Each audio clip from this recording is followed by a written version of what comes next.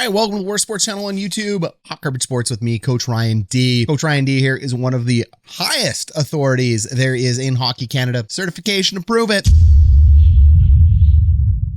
When it comes to skating, mechanics of hockey, and how players should perform. We're going to use all that knowledge today, and we're going to talk about the NHL 22 rankings. Oh my God, they just tweet out some trash about here are the top 10 fastest players in the NHL, and they call it speed. And they're tricky little clickbait mother truckers over there in EA Sports. I don't like them anyway. They are talking about speed as in straight line speed, without a puck, skating forward in hockey. Lovely. That happens never. So join me on this journey as I rip apart the EA Sports rating system and how they think about skating. And I actually end up teaching all of you how to skate and why NHL skaters are such incredible athletes and where they get their speed from. We're going to go through 3 acts. Number 1, we're going to talk about EA Sports NHL 22 rankings. Act 2, we're going to actually take a look at real live NHL players and break down skating strides, and we're going to talk about what speed really means, baby. And then in Act 3, I'm going to give you my own rankings and tier list for who are the fastest skaters in the NHL. And caveat, spoiler alert for the end, we're not just talking about straight line speed. We're talking about functional, real life hockey players and the skating mechanics that are required with and without a puck in today's NHL to be a game-breaking speed demon out there. Because frankly, if we were just talking about straight line speed, a guy named Miles Wood would probably win. Oh, you probably have no idea who that is. So let's go ahead and roll the intro. Let's get to our 3 acts. Let's learn a little bit about hockey today. Here's Lemieux. The center penalty coming up. Look at Lemieux. And if you're new to Hot Garbage Sports here, consider dropping us a like and a subscribe. We have some of the best in NHL and NFL content. The analysts and hockey school that you will get on this channel is like nothing else anywhere on YouTube. So consider joining up with us. Chell 22 fans, disclaimer. I'm not a Chell 22 guy. I like the franchise mode. I hate the mechanics of the game. The game's trying to be a simulation in my opinion. It's not an arcade game. I like the 3-on-3 and I like the arcade style version of this game. I can't get behind the 5-on-5 style of this game because it's just too unrealistic. It is the worst sports simulation out there, and I get it. Mechanics of hockey are really difficult, but games like NHL Hits, the 3-on-3 mode in this game, they're uber fun. Video games are meant to be fun. If you have fun playing this video game, that's all that matters. But this is a video game taken very seriously within the hockey community. It's a simulation. Not a huge fan of it. So the way their stats roll out and the way they parade out their stats, like, woo, look, we're the authority on what players actually do in real life. They are not. So let's go ahead and blow it up using speed.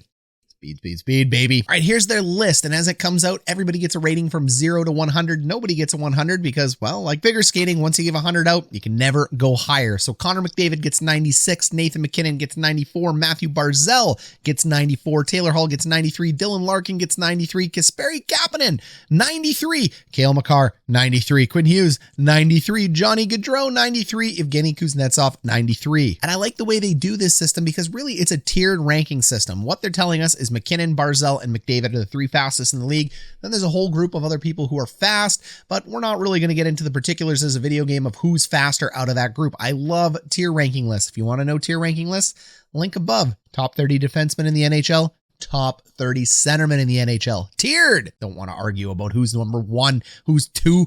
Doesn't matter. So I can agree that there's tiers within the NHL. What I can't agree with is the fact that they are parading out straight line speed stats in this game as something to be of note or impressive. It is just one aspect to skating, and there are 6 definable categories when it comes to skating in actual hockey, as well as there's 5 definable categories within NHL 22. What are these categories? Up on the big board, they're straight line speed, acceleration, agility, endurance, balance, and strength.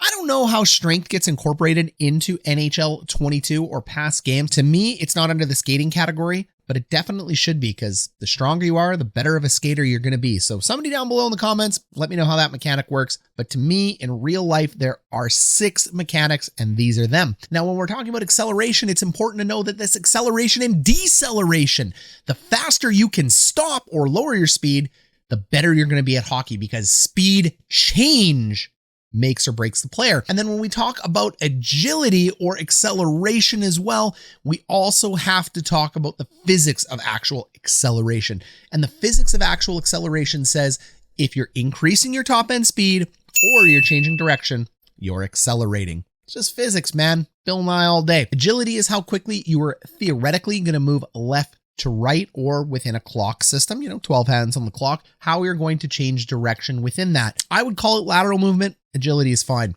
Endurance is how cardiovascular you are when it comes to skating. I don't know how they're measuring that, to be honest, but that's okay. It's fine. It's a stat. I'm not going to include it as part of skating, but balance definitely is. It is one of the most, if not the most, no, it's the most important stat when it comes to skating. You need balance to be able to skate. I would put it above speed, acceleration, agility all day, every day.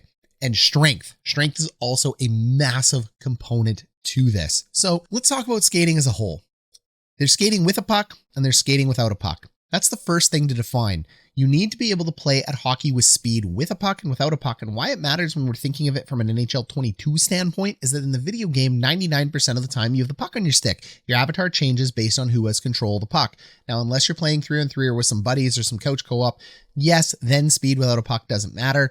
But when we're talking about speed, we're just talking about speed with a puck. But we're going to break down, and it's important to note that in real hockey, there are massive differences between players who are really fast and players who are really fast with a puck. The less speed you lose with a puck, the better of a hockey player you are. Nobody gains speed by adding a puck. So net neutral is the best you can do in this one. And then we have to talk about the difference between straight line speed and changing direction. In hockey, you are almost always changing direction. Very rarely is there straight line speed. So being able to change direction and change your speed by accelerating or decelerating is super important. Deceleration in hockey matters because when you're playing a one-on-one, if you're able to slow down, you can create gap with that defenseman. What is gap? Subscribe to the channel. You'll learn all about it. Gap is the distance between the defenseman and the puck carrier. That gap that a defenseman has needs to be about a stick length away. If you can make that gap longer, the forward has a chance to use his acceleration and his lateral skating speed to be able to cross over, turn that defenseman around, use time and space, and beat him in a one-on-one. Defenseman wants to keep tight gap. Offensive player wants to make gap, whether that's increasing their speed, decreasing their speed, or moving laterally. You got me? Great. So it is highly important in the game of hockey to be able to move laterally with speed. So when we're talking about being able to move laterally with speed, we're talking about balance on that lateral movement with speed because we always have to be prepared for a check and body contact. Happens all the time. So when we think about the NHL skills competition, we all think right away to Mathew Barzal beating Conor McDavid's records. I mean, Conor McDavid just kept breaking his own record, and then Barzal came through and everybody goes, Barzal's the fastest in the league. Well, he's the fastest at that one event one time. Does that mean he's the fastest player in the league? Stay tuned to the end of the video when I give you my rankings. But in oval for speed is not necessarily, no, it isn't not necessarily. It is not the best way to test your speed in hockey because how many guys are skating laps in hockey in an actual game? Very, very few. So it is used because it's fun for us fans to be able to see it. You get to use the maximum area of ice and it's easy for us monkeys to understand. Give me my banana. Ooh, ooh, ooh, ooh, ooh. Evolution, baby. Us great apes. We love simple. And I love watching guys go in a circle really fast. That's why monster trucks are super cool too. Gosh, we're simple. All right.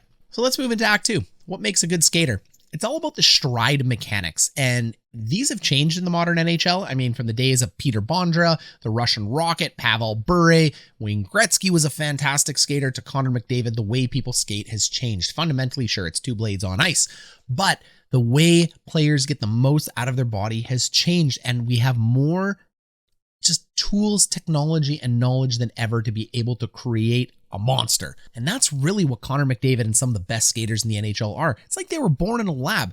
They, since a very young age, have had video sessions on them. They've had skating coaches breaking them down stride by stride, finding millimeters of efficiency in order to make their stride better. And they've been working with strength, conditioning, and flexibility coaches in order to make sure their body works in harmony so that they can lengthen their strides and get more power. Crazy, right? Gretzky didn't have any of that. Gretzky just grew up on a pond and learned how to skate. Those days are gone, though. Okay, so when we're talking about a stride, we're talking about wide tracking. What wide tracking means is that stand up straight, put your feet a little bit further than hip width apart. That's where your player is going to start. Wide stance. That's where skating strides start. bend your knees, pretend like you're sitting in a chair. Now you have the starting mechanics for skating. The one thing to remember when skating, though, is that you can't do it without skates. Why? Because with our feet, we have to use a knee drive and drive north to south. Our knee drives up, our knee drives up, knee drives up, knee drives up, north to south. In hockey, it's a lateral push. Our legs and our groin muscles actually push us out laterally so the skate blade can go forward. We can hydroplane over the ice. Big words today, $10 words all day.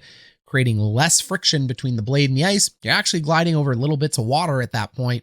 You start going fast. So that is what wide tracking means. And it all starts with what we call a hip twist and extend. Your hips twist, they explode open, and they extend. The more you can twist your hips, the more flexibility you can get out of your hips, the more explosive stride you can get.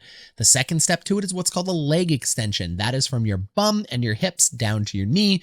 After that, it's the knee to the ankle extension. Finally, you want to finish that off by pushing the full blade to the ice, ending with a toe, pushing off on your toe. And then you're going to recover that stride back under to your center of gravity, and you're going to stick out your next leg. The interesting thing about this is there is going to be a point in time where you're recovering your stride, meaning you're bringing your leg back under your weight, and your other leg is actually pushing out. So balance is so huge, and where you place your feet in center of gravity is massive. You're just going to go ahead and repeat and repeat and repeat. This is very different than the way a figure skater or a power skater would skate. So let's go ahead, go to the big board, show you exactly what I mean. So the first step to this is when we go backwards, his hips are opening. They're going to go ahead and push here. So this is movement number one. Twist your hips open. He's also doubling down on his extension while his hips are opening, which is incredibly efficient. Then what we do is we move on to step two. And what we see in step two is watch his knee start to extend. So his hips have opened maximum length. So we have a nice hip opening here, and his hip to his knee is starting to extend in a perfect straight line. So that's step two. So there's our step three, our knee down to our ankle extending. And what we see now is that he is finally starting to lift his heel off the ice, still on his inside edge, also on his inside edge here. Extremely important to know when we go ahead and take a look at speed skaters. It's on his inside edge here, and he's about to toe pick, which means he is going to leave the maximum amount of blade covering the ice for as long as he can, as flexible as he is. And then he will finally let his toe touch the ice, and we'll see him transition to his other foot. So there we go. And now we are looking at the last step, which is recovery. So he's going to go ahead and bring that skate right underneath him. And the faster he can recover, the quicker he can get his extension out. All right, so that's how you skate. Let's go ahead and take a look at somebody that is very used to skating straight line speed for a living. How about an Olympic speed skater? All right, so we have here Olympic speed skater. The guy's got a GoPro on his head. They're doing laps together, and we can see the mechanics of straight line speed. Now, what's interesting about this is you see a really good leg bend here with really good contact here on the ice. But what I want to point out that's different about speed skaters and why they're able to generate the power that they generate, why it's totally not practical in hockey, is how they skate. Now, let's go ahead and take a look at his bum to his knee, down to his ankle. He's got good knee bend here.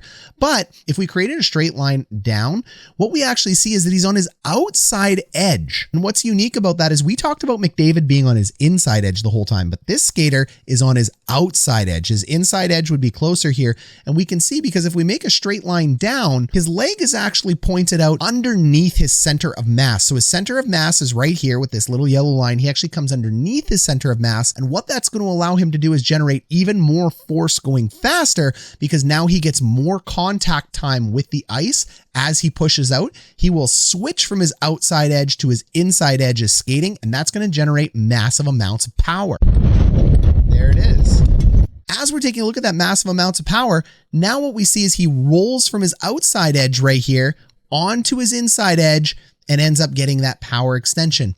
But what's funny when you look at the way this man is standing right now, if I was a big, tough hockey player coming at him, and I cross-checked him in the back here or tried to bugger him, he would be falling over like a sack of potatoes onto his left side faster than you can say anything. So he has no balance here to accept contact like you would get in hockey, and there's contact all the time. Even the lightest contact is going to move him over because he is on his outside edge right now. So speed skating is not a practical way to skate in the NHL. This is a great example as to why top-end speed matters a little bit, but nowhere near as much as what people think. So if we quickly go back to the McDavid example, look where he plants his leg. His leg is initially planted. His center of gravity would be somewhere right here. His leg is actually planted just outside his center of gravity, wide tracking like we said.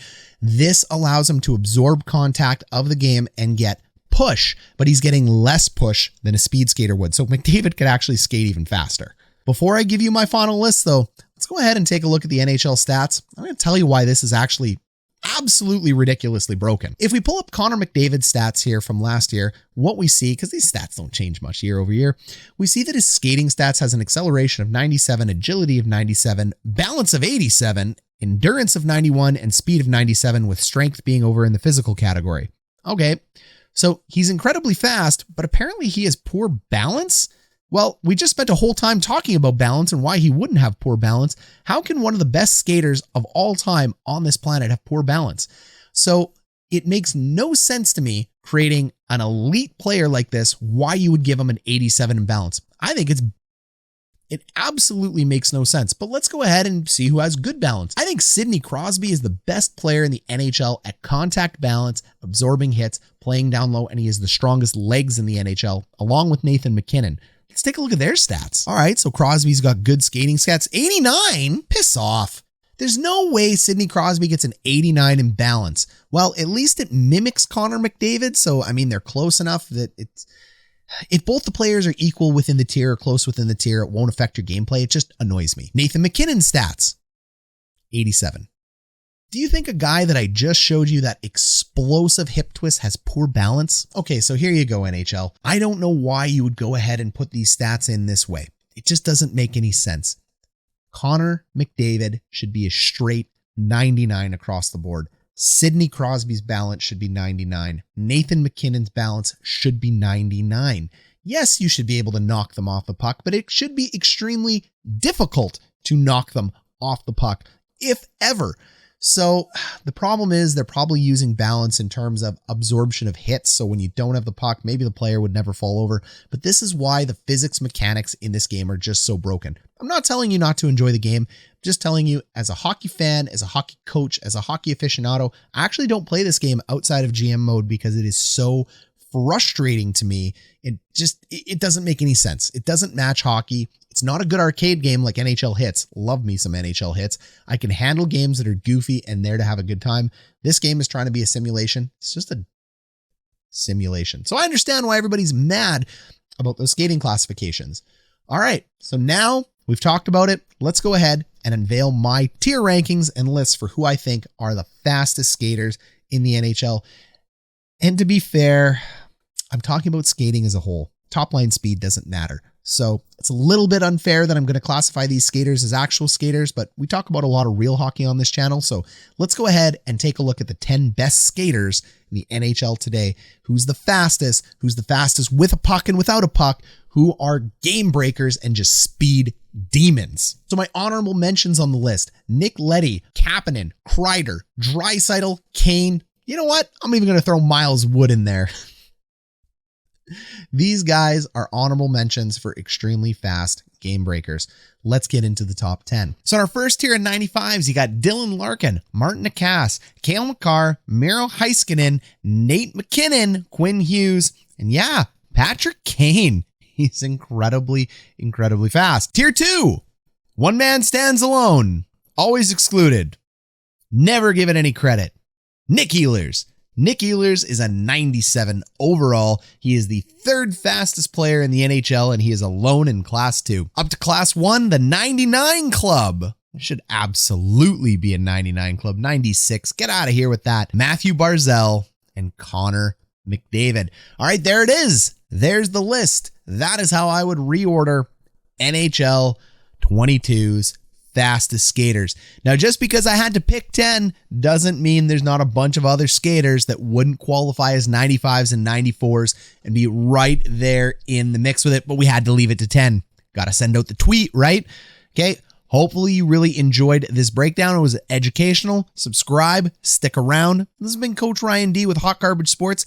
Happy gaming, happy hockey watching.